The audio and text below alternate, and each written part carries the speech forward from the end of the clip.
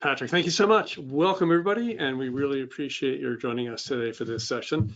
And thank you all to the speakers whom you'll meet shortly to cover some really interesting topics and what's happening in the video marketplace. And we put the words paradigm shift in the title, which I don't really think is hyperbole, but you decide by the time we get to the end of the webinar. There's a lot of really interesting things going on now. So I'm Rick, Managing Director of BIA Services, as Patrick said, and I'm joined by my cohort in crime, Mitch Oscar. Mitch, how are you doing today? I'm doing well, thank you, Rick. Hello, everyone. Thanks, Mitch, for joining our tag team routine here, and we'll kind of go back and forth as we get to the discussion section of this. So the way we have our plan for you is we're going to start off with a couple of brief presentations and then go into a group discussion.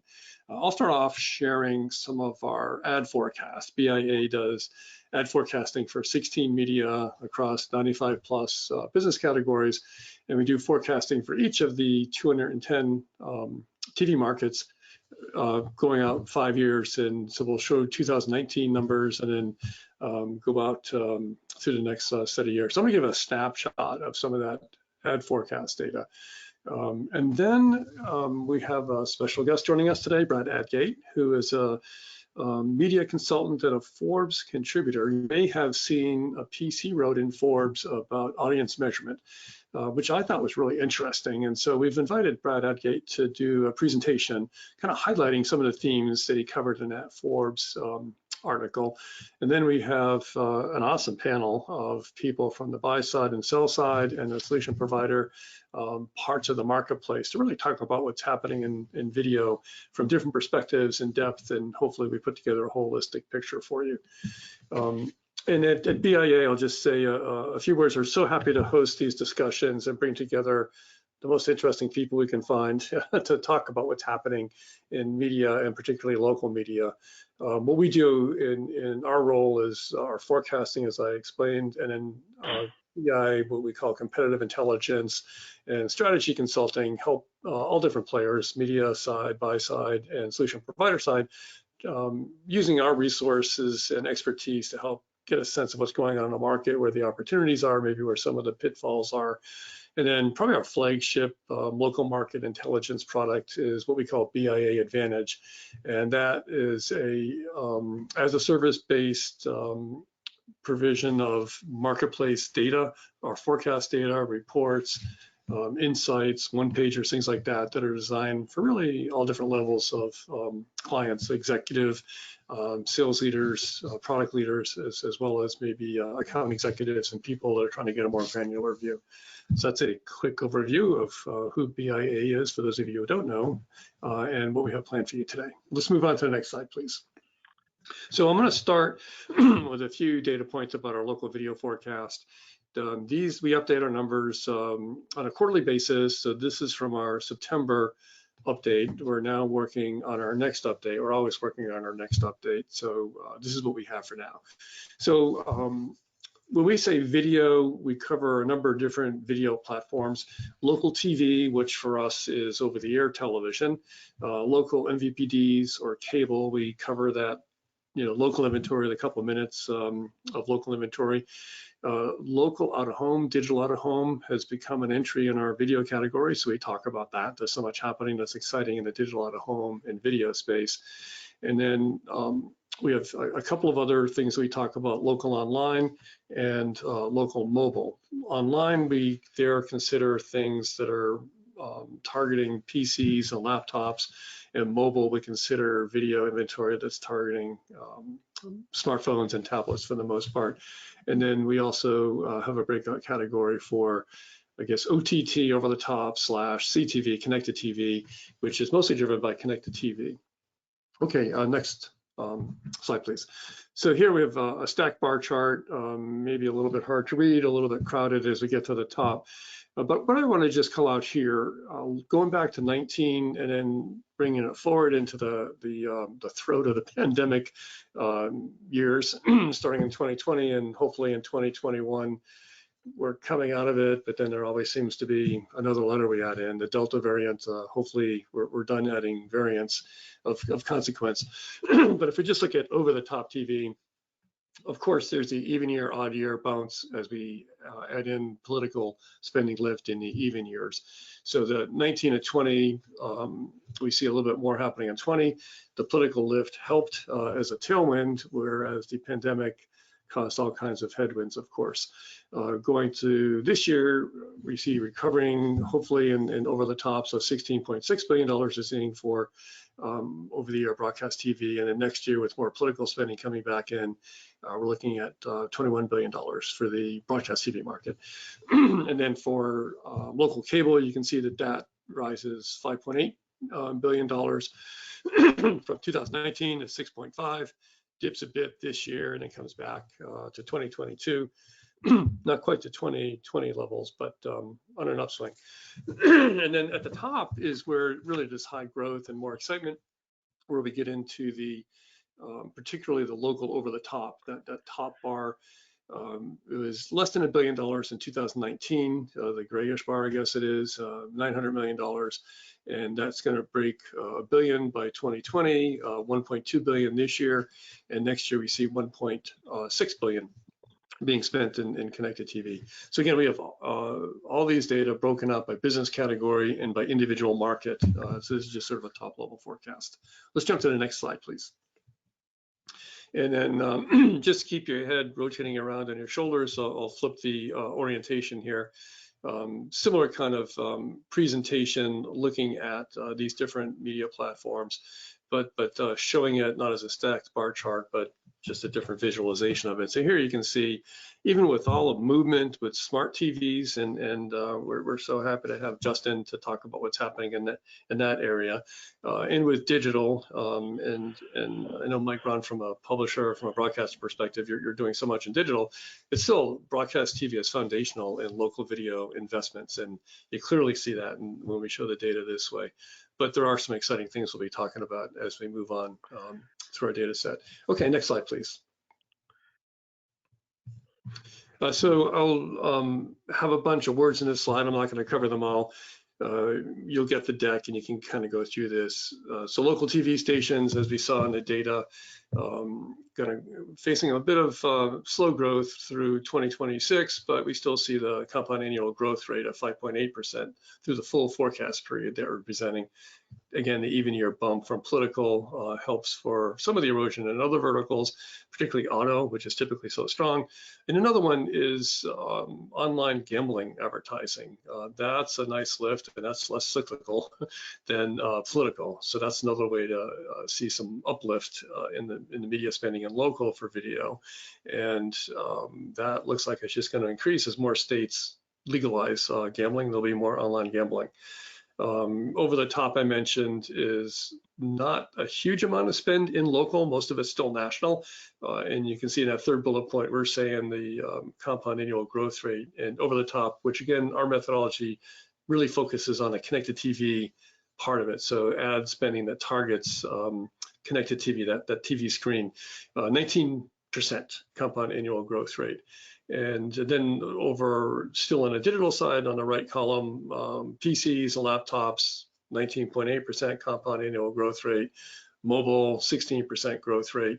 And then we deal a lot with broadcasting, of course. And so we're starting to see next gen TV, AKA ATSC 3.0, start to become more prominent in discussions. Right now, the theme is, okay, another market is rolled out with X number of TV stations. So now ATSC 3 signals will serve 60 plus markets and reach 75% of the viewers with a signal.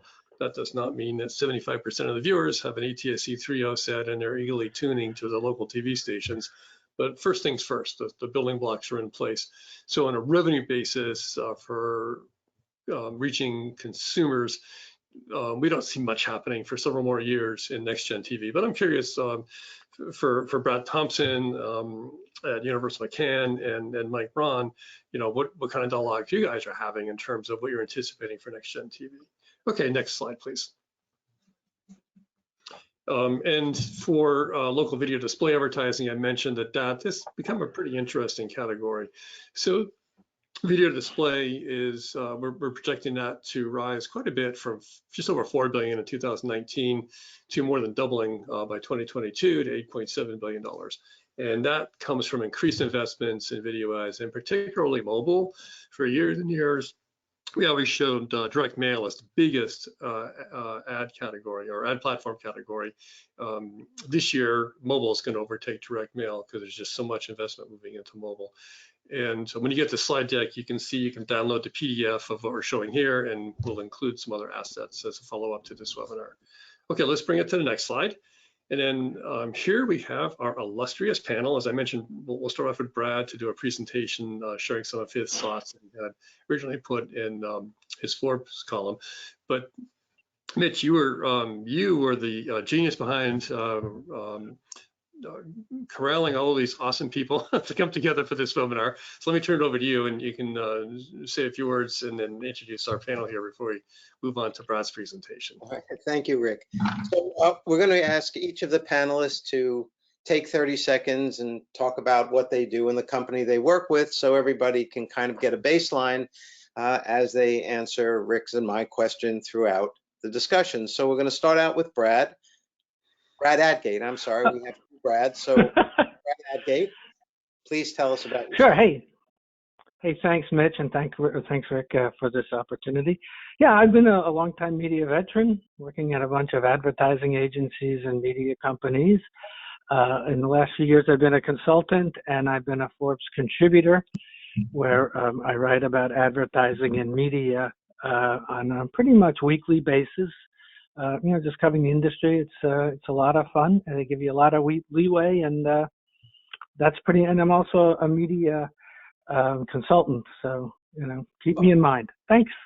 Brad, just very quickly, last 3 or 4 topics that you wrote about, because I've seen things on sports and others, or give us some of the titles of the last couple of things you've worked on before. Oh boy. Well, I'm just going to post one in the next few days about what the Media Rating Council does. With all with what's been going on with hiatus, I thought it was an interesting topic to talk about that.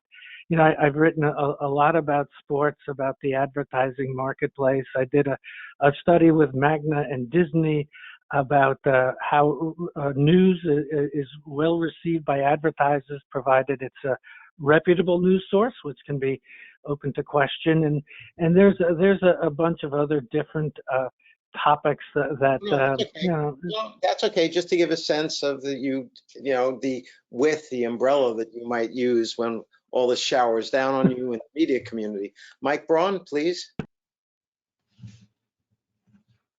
Mike. There we go. There we go. Good afternoon. I've been fortunate enough to be with Gray for the past 20 years, and currently as SVP at Digital, I work very closely with our stations, which is a very growing portfolio these days in the areas of digital content, digital sales, development, and just overall digital innovation. So, Mike, just quickly, can you just tell us, you're involved in Premion at all, the over-the-top? Yes. So just describe that a little bit for us. Yes, absolutely. We went all in the idea of OTT. We believe it's just the tip of the iceberg, and it's really an overall solution, not really for just us as a company to be in that space, but we're seeing it with our clients and in every market, regardless of size. There's a need to advertise in the OTT space. And we found Premion to be just great for us in those areas, to be able to take the different premium content that they have to offer, where we can get local advertisers that they wouldn't be able to do without our help. So we found that a great way to connect our local advertisers to such a large product like Premion. But Mike, you and Tegna, meaning Gray, you have a joint relationship in Premion. Is that true? We do, yes. Okay, just want to make sure. Now moving right along to Justin Evans. Hey, I'm Justin Evans. I'm the Global Head of Analytics and Insights at Samsung Ads. Samsung is the #1 smart TV manufacturer worldwide. We have 57 million smart TVs in the US. We've put that ecosystem, turn that into an advertising ecosystem for clients where we deliver CTV or OTT ads. And my team's mission is to use Samsung proprietary data, including ACR data that detects viewing in linear and streaming. We put that data to work for clients to help them be successful in the streaming ecosystem for advertising. Could you explain just quickly what ACR is? Yeah, ACR stands for Automatic Content Recognition, and it's a technology that understands the content and the ads viewing that happens on a television, whether that's happening in a linear environment or a streaming environment. All right, thank you, Justin. Bob Ivins. Hey, Mitch, thanks for having me. I'm looking forward to Brad's next article about what the MRC does. I'm looking forward to reading that, so get that out there. Hey, yeah, I'm Bob Ivins. I'm Chief Strategy Officer for TV Squared. I focus my time on our data strategy, sizing the addressable markets for us, and identity resolution. I think for the people that don't know TV Squared, we're a pure TV measurement company with kind of two caveats. One is by TV, I want to make sure that's broadly defined to include addressable, linear, OTT, CTV, and then with respect to defining measurement, it includes the traditional metrics like reach and frequency and audience, but also extends to attribution, where we link at a household level deterministically exposure data to outcome data, whether that's store visit or website visit, et cetera, et cetera. Bob, just a question. So for the longest time, you guys were at the forefront of attribution, and then you started to say, wait a minute, if we do attribution, then we must be doing measurement, and we're creating then this measurement capability, or always had it and didn't really broadcast it. Is that the case? Can you explain how that all came about? Yeah, some things just happen with serendipity or kismet. And I think it's kind of like that for us. There was a strategy to move into measurement, but it kind of happened, as our evolution. So if we go back to the beginning, we were really focused on solving the one maker problem. I know my advertising works, but I just don't know which half. And we were loading ad occurrence data, i.e. a spot ran on a network at a time, connecting that to website visitation data. And we were doing it at scale. We were doing it in 70-some countries. But as the definition of TV started to broaden beyond just linear to include digital, we started to get household level ad exposure data, and then we recognized we can manufacture household level ad exposure data for linear TV. So all of a sudden we had this at a household level exposure to all forms of television advertising, and that's where we recognized that's the source data, the atomic value. A household saw an ad at this time at scale. We were able to then move, our product offering beyond just pure attribution into quote unquote measurement. Thank you, Bob. Yes, I appreciate that. Brad Thompson. Yeah, thanks, Mitch, for having me. I'm Brad Thompson with Universal McCann, not Brad at Gate. I have been on the buy side, local buy side throughout my career, and I spent the last few years kind of driving change management. My team and I, throughout the local department at Media Brands, we're really focused on evolving how we do business, automating a lot of our processes, improving our operations. That's what I and my team focus on. So question, given who's on our panel, then you're going to help us keep them in line. It's what are they telling that's real? What are they telling us that are not? Because you've experienced this as Universal McCann. Is that true? You can help us. I will do the best I can. I'm a little outnumbered here, but I will do the best I can with keeping everybody level set. So thank you, Brad Thompson. Chris. Hey, Mitch, thanks. So I'm Chris Wilson, Chief Commercial Officer for ComScore. ComScore has been around for, over 20 years. We really have three major areas of our business: our ratings and planning business, which is really currency measurement across ads and content. That includes digital, national, and local TV, cross-platform, OTT, connected TV, addressable, VOD, programmatic as it relates to things like activation for both audiences and contextual, as well as measurement, programmatic measurement cross-platform.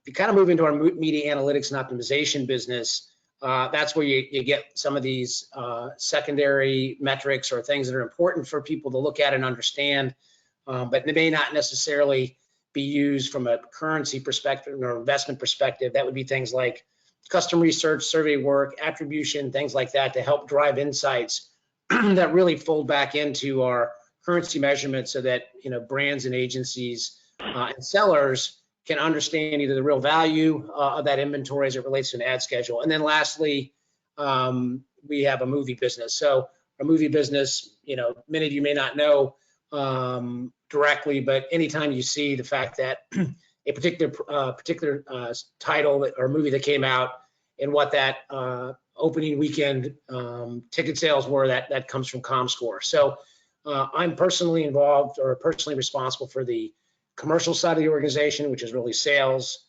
marketing, account management, and so on. Chris, thanks very much. Next slide.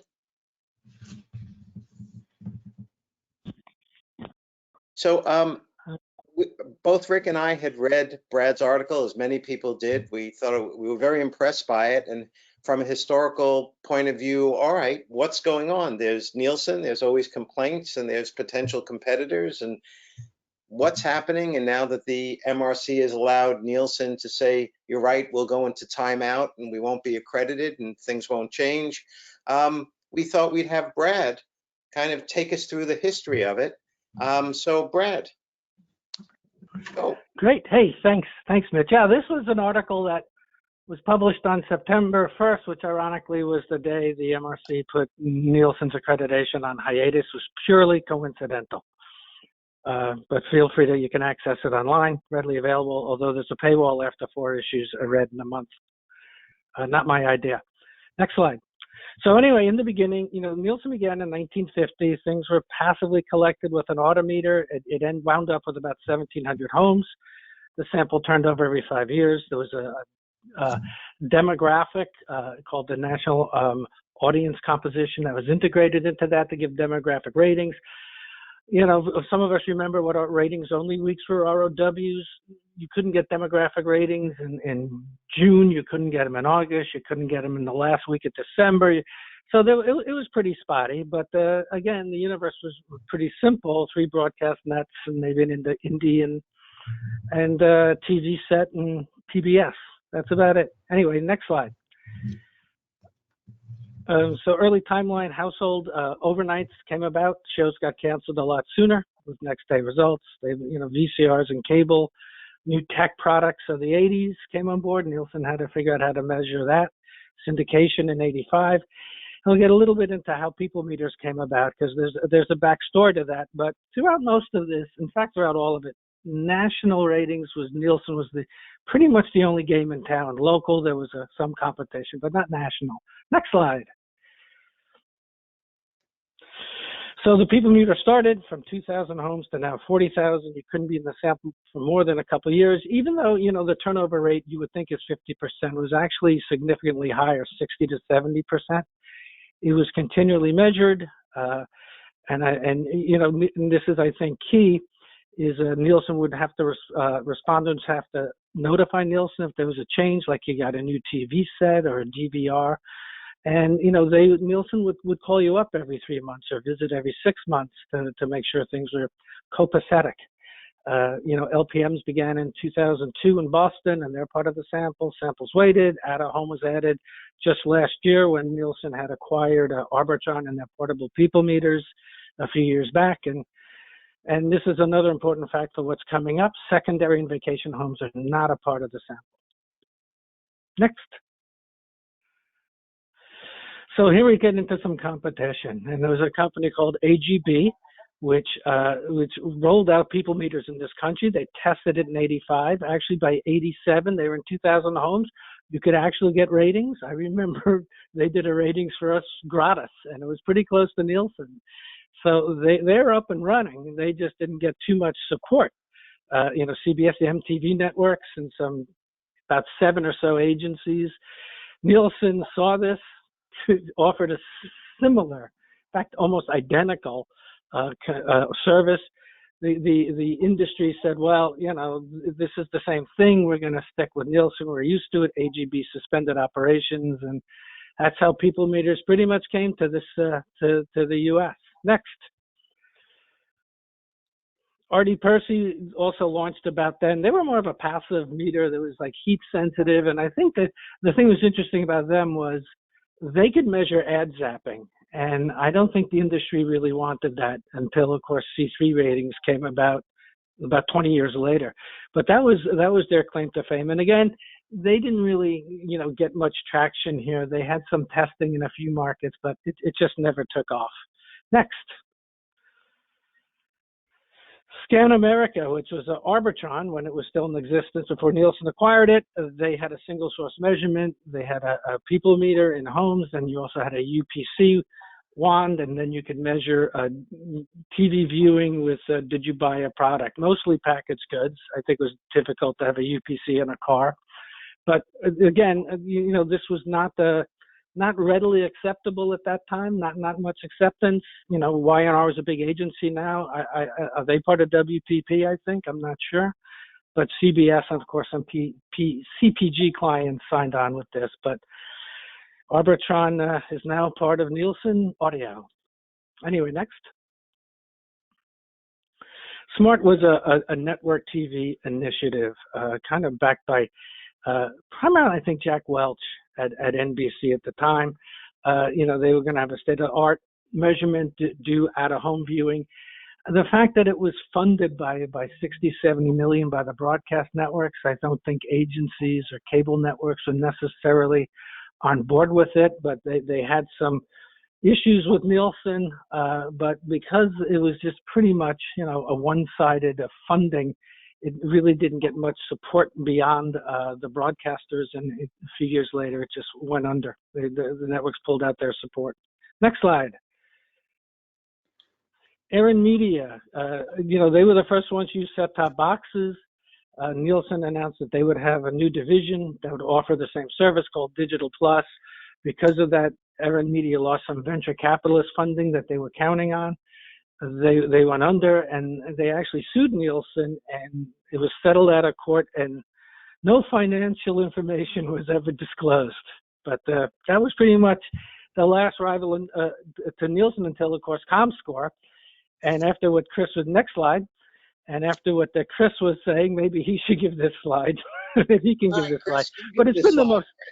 Give the slide. I can give it. I'll give it. Okay, it's my slide. I'll do it. Okay. All right.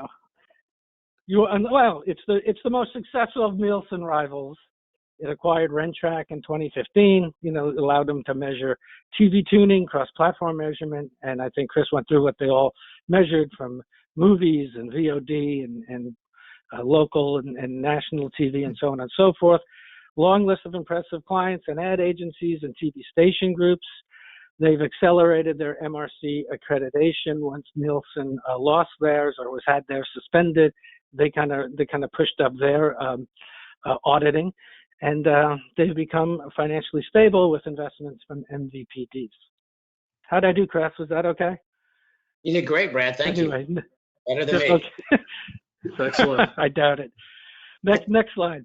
So anyway, a couple of things to keep Nielsen, and again, this comes up because in-tab sample was one of the issues that came about, last April when this issue rose.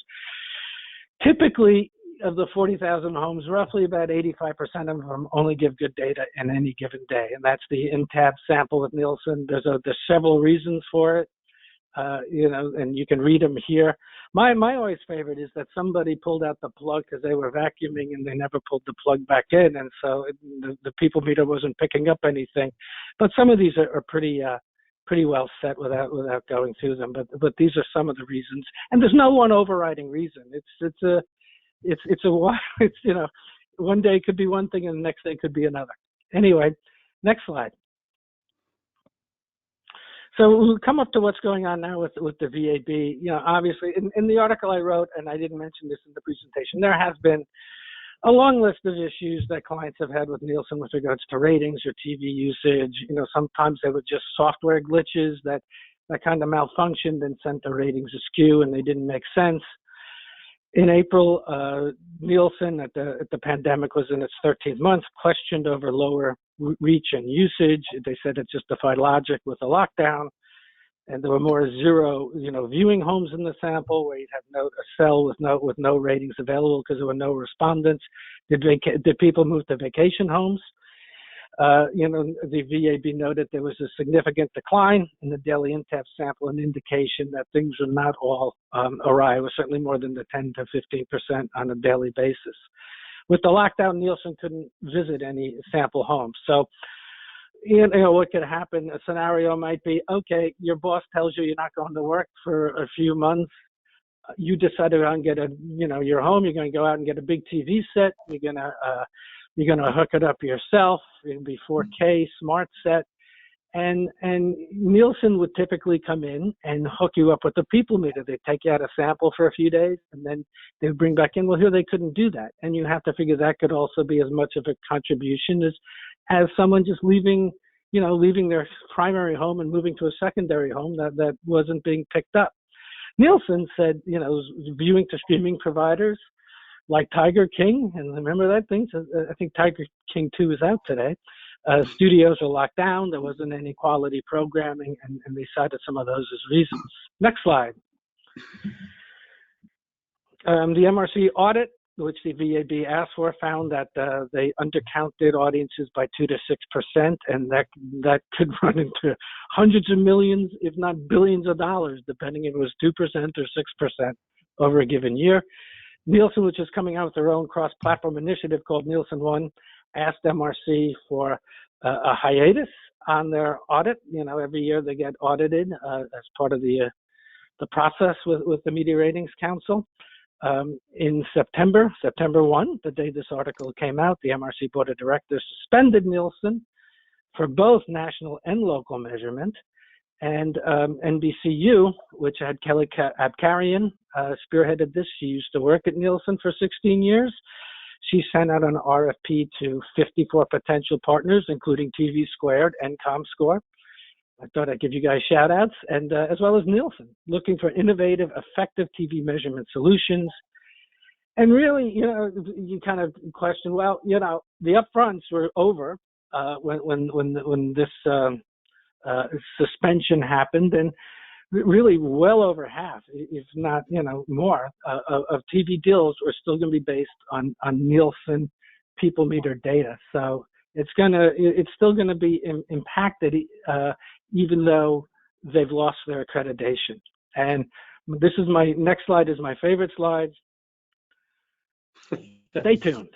So, Chris Wilson, I have a fast question. So the VAB projected that the networks lost $648 million given this underreportage.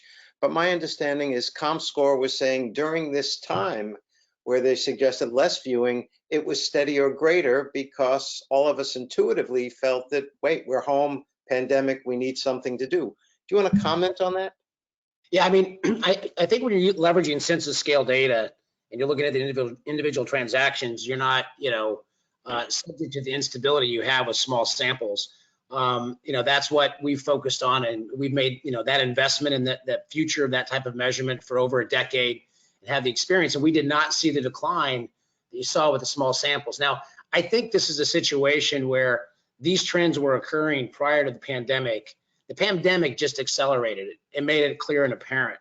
And that's where I think, you see the underreporting, you see the challenges you have with not using passive measurement to do this type of work. It became clear in the Nielsen numbers, and it cost, by some industry experts, billions of dollars. It's just time for a change. All right, well, thank you all. And Rick, take it away.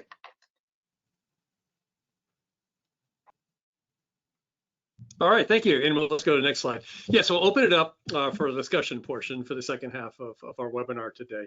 And Hey, Rick, so the title of this, we had paradigm shift. Can I interrupt for 1 second? Pardon me? Just anecdotally, literally 2 weeks ago, I got an invite in the mail to join the Nielsen TV panel.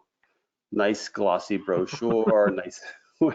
It was just so funny to see that in the mail. Well, you'd be what's called occupationally disqualified. And just FYI. And my demographics don't matter to advertisers anymore. That's the other issue. But Well, you know. Well, that's another okay. that's another issue. That's right, exactly. Well, Brad, Bob, I got one too. A shiny, crisp $2 bill. Sorry, Rick. I love it. Well, should we help you fill it out? And you know, we're taking bids. Mike, you want to make an opening offer? So, Brad, thank you for providing that historical perspective of measurement. You know, clearly through decades, the challenge of trying to figure out who the TV audience is and some characteristics about them have been a struggle for commercial companies. And we've got some great representation on our panel today for what the current solutions are and forward-looking what we can expect. So we definitely want to get into that. But I wanted to start a bit to talk about sort of a big picture before we zero in on some of the subtopics. So ultimately, all of what you're talked about, Brad, was, you know, the challenge of who is the TV audience and what do we know about them? And the reason that's important is because people like Mike and his company need to know, and people like Brad Thompson need to know so that they can do a basic transaction. Mike's job is to produce audiences across different media platforms, and Brad's job is to find those audiences and match them up with his clients' messages. So we're moved from a moment, you know, decades of trying to solve the problem of linear TV and then addressable TV with cable, and now we're into all the different kinds of digital platforms that Mike is running and Justin is running, and Brad is doing change management at Universal McCann and automation and programmatic, trying to keep up with the pace of technology, the pace of business and where things are. So for Mike and Brad Thompson, I thought I'd ask you guys just to share a few thoughts of Mike, you've been in this, as you said, you've been in this business from a broadcaster side for a number of years now. It's looking into the window of 2022. What's going to set the pace of change in 22 and going beyond? You know, as a traditional, long time, high quality publisher, if you will, as a local TV station operator, what paradigm is shifting? What's pivoting coming up? And certainly from your seat on the digital side, you're the tip of the spear for great television looking into the future. Sure. I really think it really revolves around this universal impression measurement that everyone's looking for. And we've come to a point where regardless of the viewer watching on which device or which screen, at the end for a publisher, in our case, a broadcaster, we just need that measured, right? It gets to a point where the end audience, and we've been saying this for years on the digital side, that people are watching web and mobile, but now in the OTT space and soon to be 3.0, it really just becomes content regardless of screen, regardless of platform or device that a user is watching it on or a viewer. It just comes to, we need to be able to track that. And I think the need is greater now than ever because finally we have more and more companies in search for the same thing, where maybe in prior years, there was some bigger companies out of the gate trying to get to this measurement. But now, regardless of size of your organization, it really comes down to these measurement tools being needed. Yeah, we're definitely going to get into the measurement tools and currency and taking a peek into the kitchen to see how those sausages are made, if you will. But Brad Thompson, let me come to you. So, I mean, one of the things that Mike said that struck a chord with me just now is, you know, as a publisher, as a broadcaster, local TV station operator, you know, a core part of the value they're trying to bring to the community is create content and deliver audiences to you across screens. And so rather than being, you know, an old line broadcaster, whatever that used to mean, and Brad gave us the memory tour through trying to measure whatever the TV audience used to mean, it's really targeting audiences and content across these different screens. And that's what you're doing, I think, when you mentioned about change management and integrated investment. So is the kind of thing that Mike doing, not totally to put Mike in a spot, but is that what you're looking for your clients? Yeah, thanks, Rick. I totally agree with Mike. I mean, you know, when the first thing he talked about was impression-based buying and working off of an impression. And I can't believe that at this point in 2021, we're still talking about the fact that we need to get the industry to that point. But I think we're primarily there. You know, you talked about paradigm shifts from the start. I think we're in the middle of a giant paradigm shift. I think Chris talked about the last couple of years and how so much has changed in the last couple of years. I think it's a huge understatement to say like every part of our society has changed in the past couple of years, including the way we consume media, and we have to adapt and evolve to align with the way that that is consumed, and we have to adapt and evolve the measurement so that it aligns with the way that that media is consumed. So that cross-platform consumption and measurement is really what we're in the midst of, and it's why I think all this measurement discussions, you know, why the industry is galvanized around these discussions now is because of this shift that we've all talked about for a long time, but now it is here and it is real and it is accelerating, and it's something as an industry we have to come together around and figure out how to fix the measurement issue, but also I think how to define the business rules going forward. Like how are we going to conduct business and how are we going to evolve the way we conduct business going forward? That's so critical. It's Justin, if I could, can I jump in on that, Rick? Yeah, please go for it. It's Justin. Yeah, I just wanted to add that I think I love what Brad was saying, and I think it's also really important to remember that a lot of this is driven by the consumer and by the audience. We look at the Samsung Smart TV platform as a source of insights, and we've seen over the last couple of years that now fully 60% of time that's being spent with TVs is being spent in a streaming format. And that kind of has downstream effects from the audience, from the consumer, to how we do business. We did some simulations around that with national data to see how much budget it would take to move into streaming or AVOD in order to kind of make a planned whole. And what we found is it would, according to our analysis, it would take 40% of the total TV budget put in streaming to kind of catch up with that streaming audience and give them enough impressions. And by the way, when we published the 40% number, which was a couple months ago, we did this white paper called Rule of 40. We thought we were like a little bit ahead, and people in the press were saying, "Oh, it can't possibly be 40%." But Advertiser Perceptions just published some insights saying that in this upfront, they think 37% of the upfront went to connected TV. So I think the future is here, and we're in a 40% streaming world, and that's a reflection, going back to of the behavior changes in the audience.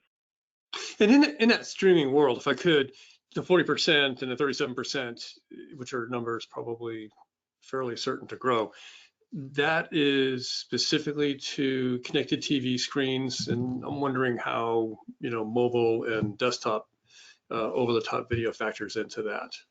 In terms of both impressions, but also ad spending. I mean, is most of the viewing and most of the in-streaming and ad spending happening in connected TV land versus these other smartphones and desktops?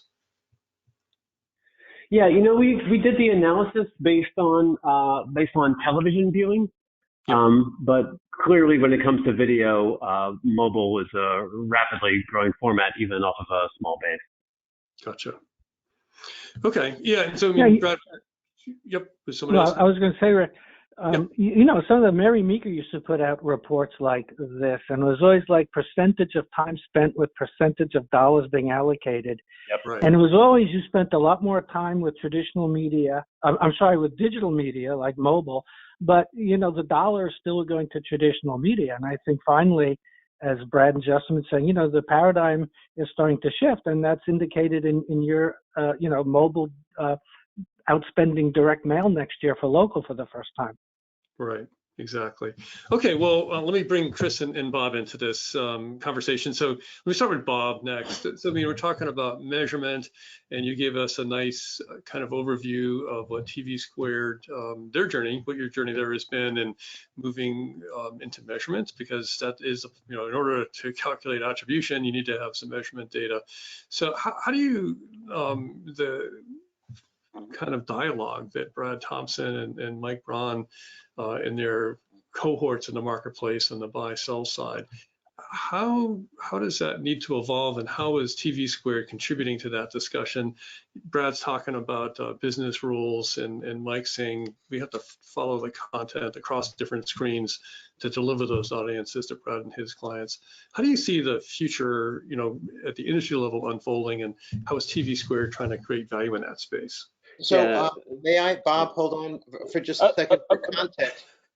For context, Bob, just so we know that you're not just digitally focused or you're not just with D2C brands, what kind of clients do you have, different sectors? And then please answer Rick's question so we can see that it's more cross-platform. Would you please share some of that? Yeah, good question. Thanks, Mitch. So as I said earlier, we started in this attribution business, and we started in advertisers are mostly performance based, and those are mostly D2C businesses. But because we've expanded our definition of TV, and we've expanded our definition of outcomes beyond digital to include, in the TV space, linear TV, OTT, CTV, and addressable, and in the outcomes space to include, location data, BYOD, POS data, et cetera, we're now servicing a broad portfolio of customers, and we have a number of lines of business. I mean, we're breaking into the political category now, which would have been unheard of in terms of, because I don't really have either won the election or you lost the election. You don't really have, a performance-based solution. So when we think about our business, we have a brand direct business, which is to brands and agencies. We have an enterprise business, which is really focused on ad sellers. And then we have an advanced TV business, and we have customers that run from the Procters and Gambles of the world, big brand messaging advertisers, all the way down to, a local advertiser or a small dealership and a DMA, under 100. So I think our portfolio of the solutions, what we really focus on is our ETL environment to bring in data from all sources. So I don't think we're limited to D2C by any stretch of the imagination now. We're all over the map. That help? Answer this question. Yeah, now I forgot the question. I was looking for something to be controversial about, but I'm kind of agreeing with everybody. So I'll say a couple things. One is I think the TV environment has moved from data poor to data rich really rapidly. And I think Chris's point earlier, it's time for change. We need to use this passively collected data that's being collected at scale to drive operational efficiency of the business, something that Brad talked about, and to be more accurate in terms of buying and selling. If I go into a store and say I want 10 widgets, and that number could be the price paid for it could be plus or minus 50% depending upon the ratings, that's a terrible situation to be. I think we need to, and we are moving into an impressions-based business. We're not there yet. It's, the legacy business models, legacy business relationships. Nobody really wants to let go of that branch until they have another one in the firm grip. So I think we're in this transition. I think we're seeing more and more advertisers willing to say, yeah, let's transact this way. But to call it a currency, I don't think we're quite there yet. I don't know if that answered the number of questions that were in there, but I think Chris's comment, it's time for a change. We need to fix this because this is not a viable solution for the long term. So Chris, just to build on that a little bit, there's tools where everyone can say, hey, there's a number 10. And then there's something called measurement that, as Bob indicated, might be currency at some point, whatever that means. Can you talk about a little the difference between measurement and a tool and why we confuse them and why we shouldn't? Yeah, I mean, I think it's a great question, right? Because I think, well, first off, I'll say I think it's interesting. We're here to talk about the future of local measurement or future of local ratings. And we've got a great panel here, but Nielsen's not part of that local conversation. I think that speaks volumes to the amount of change that's taking place because it is going to be a fundamental shift. I think as it relates to, there's confusion, I think, around tools and insights and investment currency, which I'll separate a little bit out from measurement. From an investment currency standpoint, I think that's what people use to basically make decisions on what they're going to pay and then hold both sides accountable on was that delivered. From a tool standpoint, and ComScore does a lot of this stuff, as does TV Squared and others on the panel, is about being able to have insights that help make decisions. Those things are very important. But when you talk about and think about an investment currency, I think a couple things are important. And Mike and Brad touched on this. One, it has to be holistic measurement of all impressions, regardless of device, regardless of geography, whether it's local, national, those things need to work together, whether it's OTT, streaming, addressable. It's a very high standard to be an investment currency. You got to have, in today's environment, it has to be tech driven, has to be high level census scale quality data that's stable, complete, and has the rigor of methods that's trusted and quite frankly vetted by the industry, whether that be MRC or other industry bodies or experts. You have to have the experience in TV and digital today because those two are converging. Mike mentioned it before. It's less about where you consumed it, but that you consumed it, and it's being able to have that kind of cross-platform view of video consumption. This stuff is hard, and it takes a long time. And what's required, I think, now is companies that have been investing in the future of measurement for a very long time that understand how those things work together, because it does take that experience to get it right. And God knows that people that have been doing this for a while in this space have made their mistakes, but I think we're at a point now, and I know we feel we are at ComScore, where we've got it right. Because when you look at it, it's going to take a large installed client base to make that shift, to move away from status quo where the risk has become too great to stay where you're at because there's too much at stake. And you have to have clients on the sell side, the buy side, on the brand side, so that those conversations about trading can take place.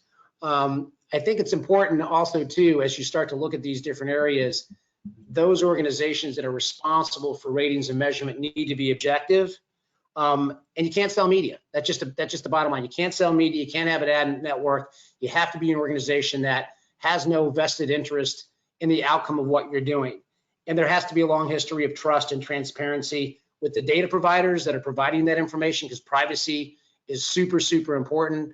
And you don't get that trust overnight. And you need to have the trust and support of both the buy side and sell side. So I think there's evolution taking place on all fronts. And it is both in the investment currency space, where Nielsen has been the service that's primarily been used. That's changing. And then as we go, as Bob said, from a data poor to a data rich environment, understanding how all these tools fit into the mix and can help supplement those decisions on the investments that people like Brad make.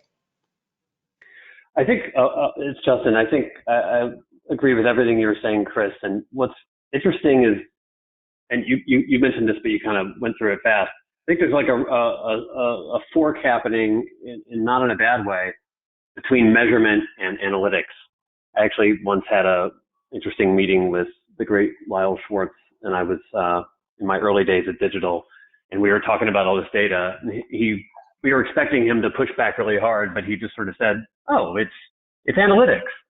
And I think what that means is measurement is the thing that you use to measure the ecosystem objectively. And I agree with your checklist of criteria. Can't sell ads. And then analytics is the data used to make a decision.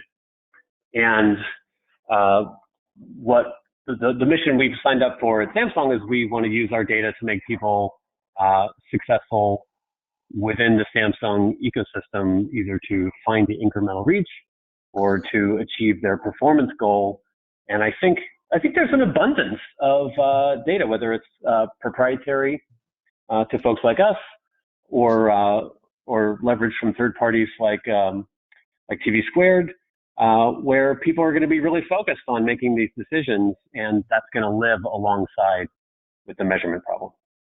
Right, I agree with you, Justin, and I think that from an analytics standpoint too, that's where organizations like Samsung and others would work with companies like ComScore, for example, from an analytics standpoint, to bring those two worlds together, because I think that then helps holding companies or others understand how that works with reach extension, what the combination of Samsung ads might be with other media that they're buying. It's about bringing all those worlds together.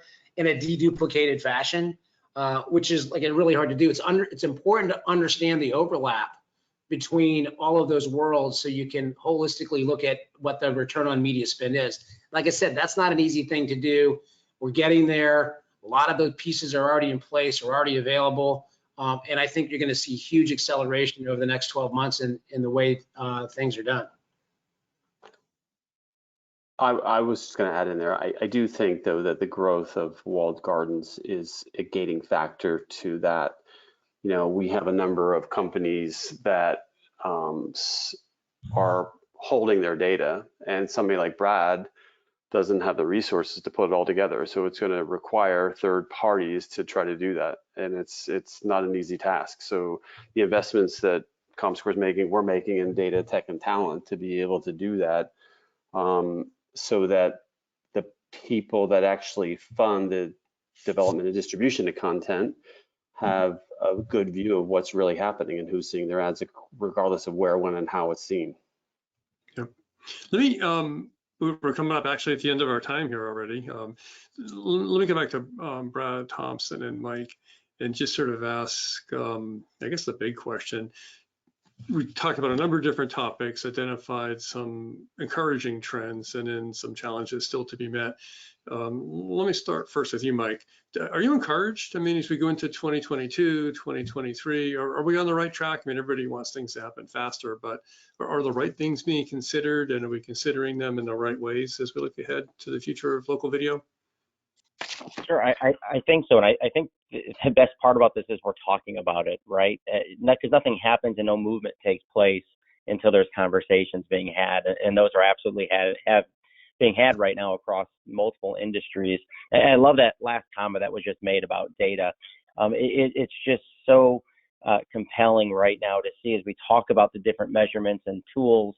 You know, it really is that data is going to be so important, and it is very hard to bring that all together, and being able to put together first party data utilizing multiple different systems is going to be a challenge over the next year or two, but we have to figure a way to do that. And I think broadcasters like ourselves and other publishers are going to rely on multiple third parties to make sure that not only are we collecting the data, but then what are we doing with that data? And again, at the end of the day, it comes to making sure two things. One, that our viewers have a wonderful experience on any platform, any screen, any device they're watching. But then secondly, we need to make sure that we're fulfilling our obligations to our local clients. And all this goes hand in hand when you look about the data as well as the different measurement tools that we're all striving for. Yep, that makes sense. So, Brad Thompson, you may be outnumbered, but then again, you're the guy with the money. Not my money. How do you feel looking ahead? Are you kind of satisfied with the track we're on? A lot of changes happening, some good, you know, some faster, some slower. Are we headed the right way at the right pace, or do you have other kind of recommendations you'd like to see? Well, I'm as encouraged as I've probably ever been, because you know, and like Mike said, we're talking about it. I think this has kind of been this lurking problem hanging over everybody's head for years, and to just follow up with what everybody else has said, probably, you know, in this conversation and other conversations, this is very hard. Like, the change we're talking about making is like, you know, turning the Titanic. But we are talking, and kind of like what I said when we started out this conversation, we have to work together as an industry. If we don't work together as an industry, I'm afraid we'll be back here in a year talking about the same thing and talking through this. I mean, you know, Bob mentioned the walled garden issue. That's something we have to solve for. But I am very encouraged, because this discussion, other discussions I've been on, we're talking about it, and people are galvanized, I think, to evolve what we're doing, how we deal with measurement, how we, you know, the rules of business that I talked about earlier. Right. I'm encouraged on where we're going. Well, I've got a couple more things I want to cover, but I think that's a great way to end this part of the webinar, the discussion part. When we hear that Brad Thompson thinks we're talking about the right things, and he's as encouraged as he's ever been, and I'm getting that from the rest of the people in this discussion. We're talking about it. We've got a focus on the right topics, and there's some really substantive accomplishments being happening with all of your different companies in the mix here. So let me just go through a couple more slides, and then we'll close out this session. Can I get the next slide, please? So I'll just come back to BIA. We're happy to sponsor these webinars and these discussions, as we've been talking about. We're so grateful for the support of the audience and our speakers bringing their viewpoints. We're very committed to industry discussion, and Mitch, Oscar, so great at helping us produce these.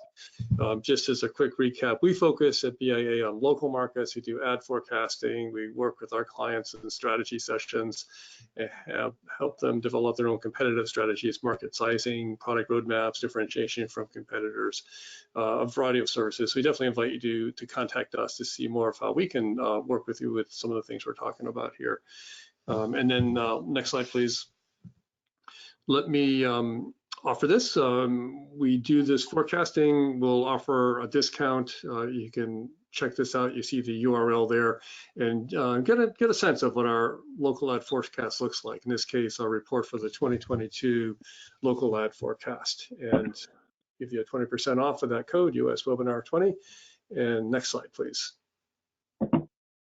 So with that, I will thank you again. And Mitch, let me invite you to share any parting thoughts before we close this out. Oh, no, I appreciate it. I think we just needed another hour. Yeah, I know it exactly. We got the people we have are too great. Okay. Thank you very Patrick, much, everyone. Yeah, Patrick, let me hand it back to you, and thank you.